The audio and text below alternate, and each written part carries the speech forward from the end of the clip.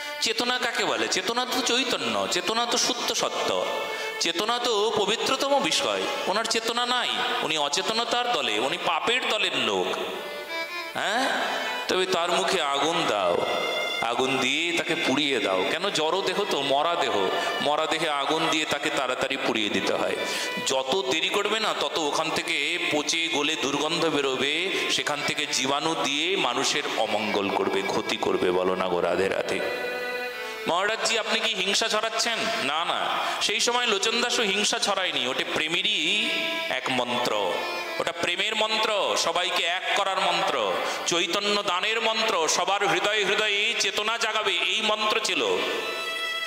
যার মুখে নিতাই চাঁদের নাম নাই তার মুখে আগুন জ্বালিয়ে দাও, এটা কোনো হিংসার মন্ত্র না। আর যদি তুমি বলো হিংসার, তবে দেখো ধর্ম রক্ষা করতে যেমন সত্য যে বিষয়, সত্যের দ্বারা ধর্ম রক্ষা হয়, তবে হিংসাকে প্রাধান্য দেবেন না বা হিংসার প্রয়োজন নাই এটা আপনি বলতে পারবেন না। কেন জানেন? যদি দেখা যায় যে হিংসার দ্বারা ধর্ম রক্ষা হচ্ছে, হিংসার দ্বারা ধর্মকে সুরক্ষা দেওয়া হচ্ছে, তবে সেই হিংসারও প্রয়োজন আছে। বলো না গো রাধে রাধে।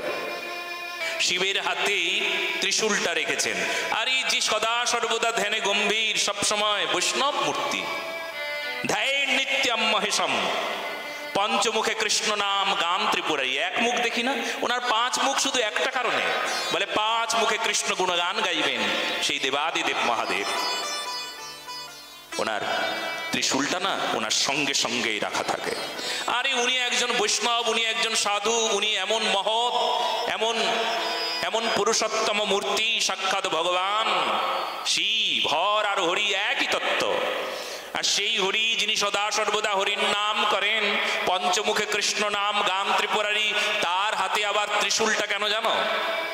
তিনি ত্রিশূলটা রেখে দিয়ে জগৎকে বুঝিয়ে দিয়েছে, যদি একজন পাপাচারী আসে না, তবে তার মুন্ডকে আমি দ্বিখণ্ড করে দিতে পারি। বলো না গো রাধে রাধে। ভগবানের হাতে বাঁশি, ভগবান শ্রীকৃষ্ণের হাতে বাঁশি, কখনো কখনো ভগবান বাঁশি ছেড়ে দিয়ে চক্রধারীও হন। চক্রটাকে ধরে তিনি অসুর মারণ লীলাও করতে জানেন। করেছেন কিনা? শিশুপাল, দন্তবক্র আদি তাদেরকে হত্যা করেছেন কিনা, উদ্ধার করেছেন কিনা? শোনো শোনো, ধর্ম রক্ষার ক্ষেত্রে যখন না, ধর্ম রক্ষার ক্ষেত্রে যখন ধার্মিক হিংসাকে সামনে রেখেছেন, সেই হিংসা এমন হিংসা নয় অপরাধী পাপী যে উনি ক্রাইম করলেন হিংসা করে, ওই হিংসা নয়। এখানে এখানে সেই হিংসার কোনো জায়গাই নাই। ধর্মের কাছে সেই হিংসা কখনো আসে না। তবে হ্যাঁ, ওই যে যেমন শিবের কথা বললাম, তিনি যাদের যাদেরকে ওই ত্রিশূলটা চালনা করেছিলেন না, তখন তাদের দরকার ছিল, প্রয়োজন ছিল।